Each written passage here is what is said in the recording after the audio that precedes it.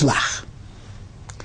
It's fascinating that Parashat Shelach, which is clearly one of the most difficult portions in the Torah, it deals with the refusal of the Jewish people to enter the land of Israel, to fight for the land of Israel.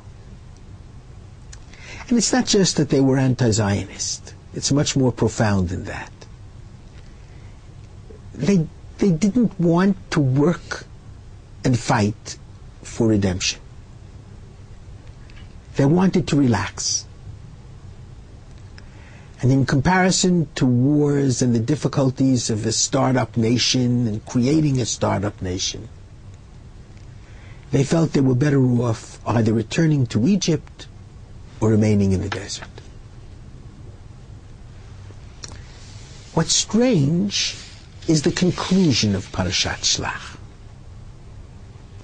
And somehow, in maybe a race, not connected to anything, seemingly, comes the conclusion of the portion, of the biblical portion, the maftir. And the Lord said to Moses, saying, "Speak to the children of Israel, and tell them that they should make for themselves tzitzit, ritual fringes at the end of their garments.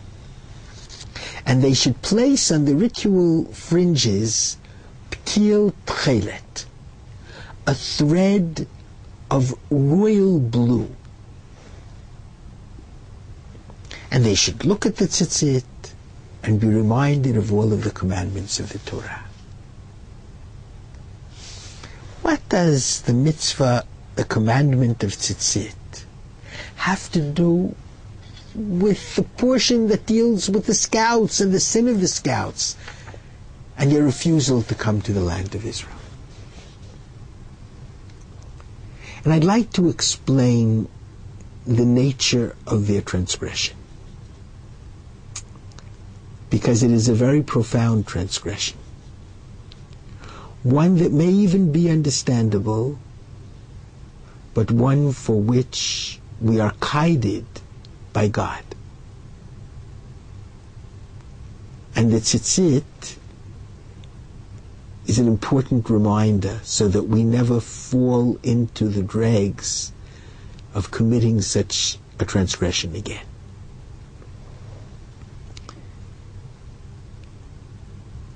The Jews were not bad people,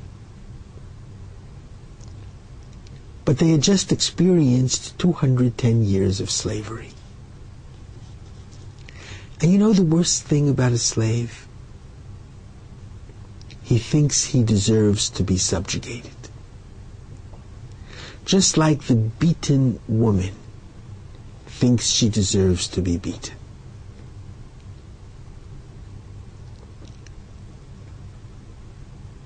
One of the great fighters for rights for Afro-Americans said it very well. I can forgive the whites for subjugating the blacks. I can never forgive the whites for making the blacks believe they were worthy of subjugation. The sin of the scouts, Vanehi be'einenu kechagavim. We were in our eyes like grasshoppers. And therefore, that's the way we looked in their eyes, the eyes of the Gentile world. We didn't see ourselves as having sufficient courage, strength, commitment to be able to conquer the land of Israel and to make it into a great startup nation. That's why this portion ends with the commandment of the ritual fringes, and especially the thread of royal blue, tchelet. The Hebrew tzitzit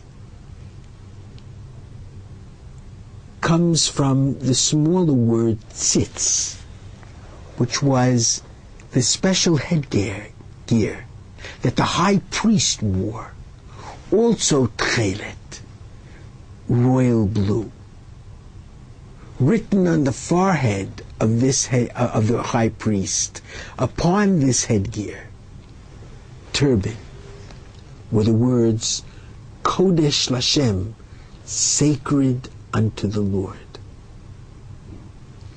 And tchelet was the color of royalty, majesty. And the Jews, the children of Abraham, Isaac, and Jacob, Sarah, Rebecca, Rachel, and Leah, were considered royalty, princes and princesses, chosen by God.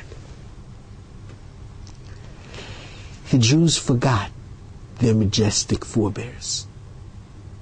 The Jews forgot that they were royalty. They were willing to go back into subjugation.